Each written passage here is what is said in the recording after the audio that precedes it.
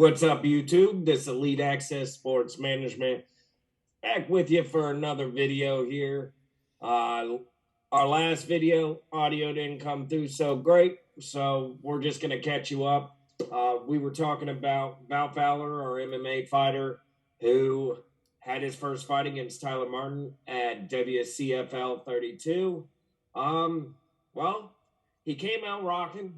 He did really good. He was the aggressor, was fighting good, and made one small mistake where he got on the ground, and unfortunately, Val did take the L in his first MMA fight by submission. So he tapped. But it was a good lesson learned, good experience for Val. And from what the promoters, everybody of the league were saying was his kicks, because he rocked the kid 4 times with a couple kicks to the face. And then he got in some fists. And then as soon as Tyler Martin drove right at him, like kind of jumped at him, he slipped and he got on the ground. And that's what Coach Kalen Holcomb out of Space Coast MMA is working with him on. And his next fight will be July 16th at Rise of the Warrior, along with our other athlete and that we represent, Robert Ingram. He has a title fight, a heavyweight title fight for MMA there over at Rise of the Warriors. So we got 2 guys, and it's looking like we may be picking up a couple other guys from being out there in Tampa at World Class Fight League. So definitely it was a great experience. And like I said, Val learned from this. You know, he's a little humbled by it, but I have no doubts that he's got he still has a bright future ahead of him. It's his first fight. He was anxious, didn't even know what to expect. So, I said, what are your thoughts on this past weekend with Val's fight, Dave? Yeah, man. I mean, everything from the weigh-in to everything was just like a typical UFC watching on TV. You know, Val had the guy hyped up, got the kid's face, smiled up. That was really cool, man, and it was a good first experience for us. I mean, I've never done that before. I mean, I've been to an MMA fight before, but nothing like had a fighter there or was able to watch like the face-off, as they called the weigh-ins and all that. And you know, it is what it is. And like John said, it was a great experience for Val, great experience for us. We did meet a few new MMA fighters. Got to watch some really cool kickboxing, man. That kid in the beginning, I'm not going to bring up anyone's names because I honestly can't say the guy's name, but he was really really cool to watch. And we'll call him 2 because that's the crowd was cheering for 2. Yeah. And so he got me hyped up. I was ready to get in the ring, man. He had me excited. Yeah, man. But like John did say, Rise of the Warriors coming up July 16th. That will be in Fort Pierce, Florida. Florida. I don't have a time or anything yet. Check our Facebook page, or I know we'll do another. We'll probably have Robert and Val probably on the YouTube show to talk more about it. Talk about, you know, we can talk more about his past experience and let Robert talk about his, and we'll beef that up the more we get closer to it. But, well, let's get into some sports, John. That's why we're here, brother. Let's talk about the Celtics and the good old Golden State Warriors. Coming into Game 3, I mean, Game 2 was kind of a blowout, if I'm not mistaken, for the Golden State. The Warriors stuck it to them. I mean, me personally, I've already told everybody my feelings on it.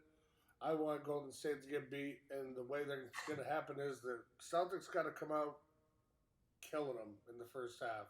I think to have the only way to really come out to beat this team. I mean, what do you think? Got to play lockdown defense, which they can do. They just got away from what they did, what worked in Game 1. Golden State made their adjustments. Celtics didn't make the adjustments quick enough. And Game 2, Warriors sat there and blew them out. Right. I mean, we got to. As a Celtics fan in this, even though I should be kind of biased about it, if Clay continues to struggle, the Celtics should have no problem. They can't just rely on Steph Curry to hit every freaking ball he touches. Right. But you never know. It's not just one guy, not 2 guys makes up the team. They're not going to win. They got to play both sides of the ball pretty well, and you know. got to do it, man. Got to do it. Yeah, Andrew Wiggins for Golden State's been a good little spark plug for him. So, and there's a rumor that possibly that would set the NBA in shock and send ripple effects would be Wiggins being traded at the end of the year. I did hear that also, or hear that. I did read and hear about that also, which would be kind of cool. I mean, not for them, I don't think, but that'd be good. It wouldn't help Golden State at all. It definitely weakens the team. No, but it helps out another team. You know, I mean, I better not. He better not go to the Lakers. I mean, I know we just talked about Darvin Ham going there, and I know you said that's a really good pickup. He'll be a good coach. I mean, a young coach. It'll be his first coaching job. But reason why I think Darvin Ham would be successful with the Lakers is the fact that he played in the league. He's respected by the players. And I just think he'd be able, because he's been in the same situations that these players have been in, I think they will take to him way more than they did with Frank Vogel. And no offense, Frank Vogel coached here in Orlando, and I was never a fan of Frank Vogel. I think the reason he was so sought after was when he was in Indiana coaching the Pacers. He had such a good roster around him. And like I said, I don't think he's a good coach at all. I just don't. And reason being, look at the Lakers roster. Now, I get they're older, but Carmelo, LeBron, Anthony Davis, I mean, the list goes on. They had Dwight Howard. They had pieces there. For them to not even make playoffs, bro, like, if you can't make the playoffs with a roster like that, then I'm sorry, I'm gonna doubt you as a coach, and that's why you were fired. Right. And I think Darvin Ham will go in there. Not that Russell Westbrook is still there. I mean, I don't know what they're gonna do with him, but I mean, if anybody's gonna get them to their potential, reaching the playoffs and competing for, a championship, I honestly believe Darvin Ham can do that. Again, because of his background as a player and being able to relate to the players easier. Absolutely. Well, excuse me. I know. Well, we got to talk about good old NHL here. I'm not surprised, but I'm not happy about the Avalanche just completely smoking the Edmonton Oilers out. And it does scare me as a Ranger fan, or even because, well, when the Stanley Cup happens, I am going to have to be an Avalanche fan if the Rangers are out. I'm sorry. I don't like Tampa. I'm so sorry, guys. Stamkos and all them, they're such good players. They just remind me of the Patriots throughout the years in football. And I would rather watch them get killed by the Avalanche. And the way the Avalanche are playing, I have a feeling they could stomp either of the Eastern Conference teams right now. We've been on a radio show and in the past on here. I mean, we've talked about that the Avalanche, in our opinions, is the team to beat. The Rangers, it's game 3 tonight for them. Right. They definitely got to play some lockdown defense. Don't have any lapses like they did against Tampa with 46 seconds to go in the game. Game was tied 2-2, and Palat scored for the Lightning. Like, that was just, wow. Talk about getting a swift kick in the balls. I mean, so they need to come out on fire, because don't let that little bit of letting Tampa, don't let them stay sneaking in there, because they're the 2-time Stanley Cup back-to-back champions for a reason.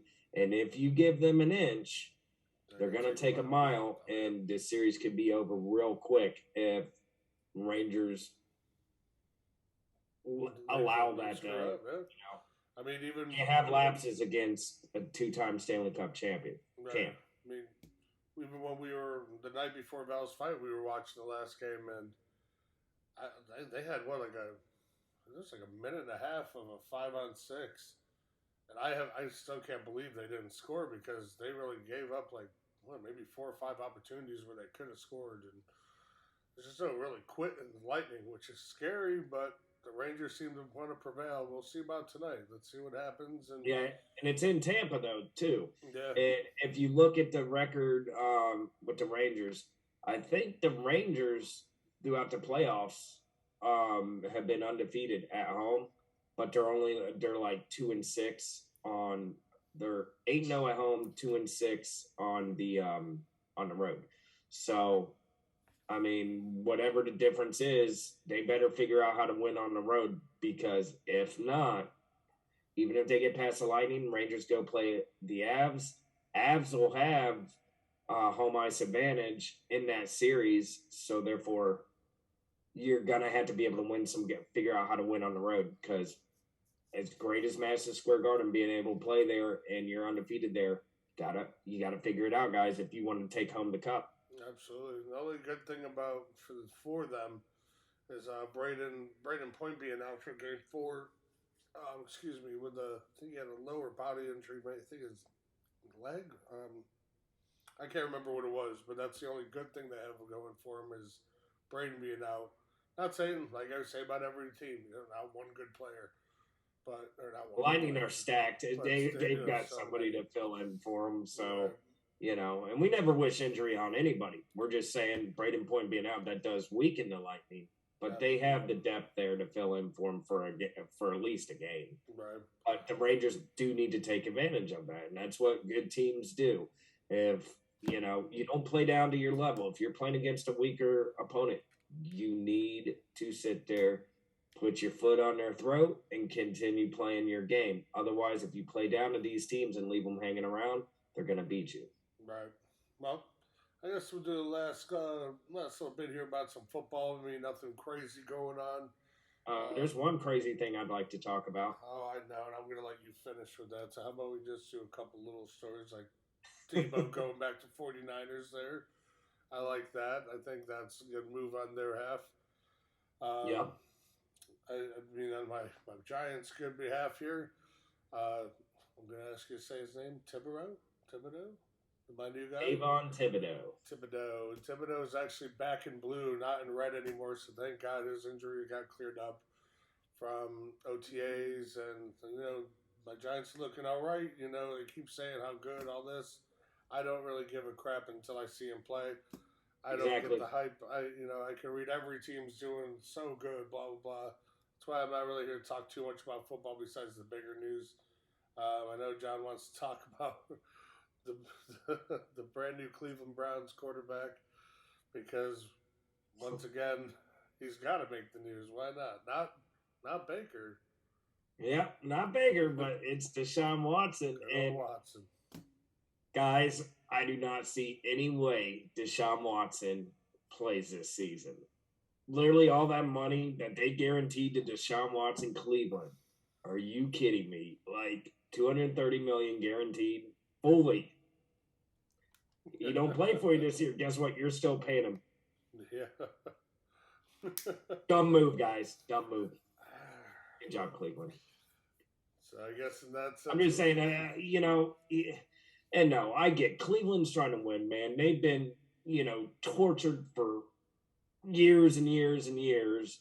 And, you make the move, expecting this stuff to get cleared up. And now, over the past, week and a half, 2 weeks, a 23rd person has come out to file a civil lawsuit against them. And now, just the other day, a 24th person came out to file a lawsuit because supposedly after the massage, we'll just say that Deshaun Watson did a little something in front of her, along the lines of a happy ending. And supposedly his attorney's like, oh, this is common practice after a massage. Happy endings are common. Like a lawyer to come out and an attorney that you've hired who comes out and says something like that. Bro, get a different helmet. How many times have you been hit in the head, bro, to sit there, hire an attorney to come out and say some stupid crap like that? Like, bro, that man's digging you an even deeper grave with the NFL, man. Like, there's no way I see him playing this season. And the only reason why I say this is they're going to make an example out of him, because if you look at what happened with Trevor Bauer, which we've talked about in the past for baseball, he was found not guilty of, sexual abuse to his girlfriend or the girl he was seeing, whatever it was. Literally, the girl tried to say he was choking her out, he was abusing her. But yet, in all the texts that she sent him, she said she wanted it. She wanted to be hit. She wanted rough sex. Now he was found not guilty, proven not guilty, but then Major League Baseball suspends him for 2 years, even though he sat pretty much all of last year. So if they're going to do that to him, and that was one girl, this is now 24 cases of alleged whatever he did. And you know what? They said he was not guilty of any criminal, so that's cool. Good for him. But the conduct, what he's doing in an NFL contract, you have code of conduct policy. And yeah, I don't think the NFL says that that's a part of that code of conduct policy. So you just violated that. So you're getting suspended. And I'm telling you, I'm seeing at least a full season. That's what I'm thinking. What do you think, bro? No, you're absolutely right. The only personally, the only reason I think the Browns got Deshaun Watson, and this might have been just from his agent alone, is because of all the marketing that this guy is doing right now for the NFL, for the Browns, for himself. I know it's not positive marketing, but you can't look anywhere without reading about the Browns. You can't look anywhere without Deshaun Watson.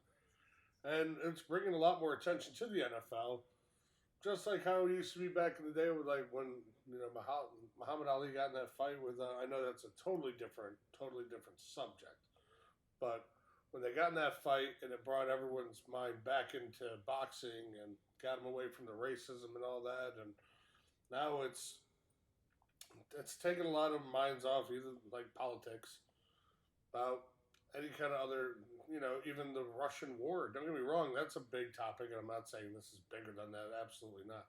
But people still are like, well, what's going on in sports? What the hell is going on with Deshaun Watson now? What the hell is going on here? Yeah. Even with Kaepernick, with him going to the Raiders. Cool, man. That's awesome. Good for you. Hopefully they sign you, and hopefully we can just shut up about it. I'm done hearing about it. And I know. I am sick of hearing about it, but right now, with it being the NFL season, it's not too busy. There's not a lot of big news out there. Free agency's over. The draft is over. Right. So, we've got to get to the point where got to have something to talk about, right? So, beat reporters, all that, they're going to sit there and, stir up old stories just to get people talking again. But it is what it is. That's what we do. Right. Sorry, guys. Listen, we're at an 18-minute mark here right now. Thank you all again for coming. Please subscribe, tell some friends, hook us up, man. We really want to get our name built out through Elite Access Sports Management.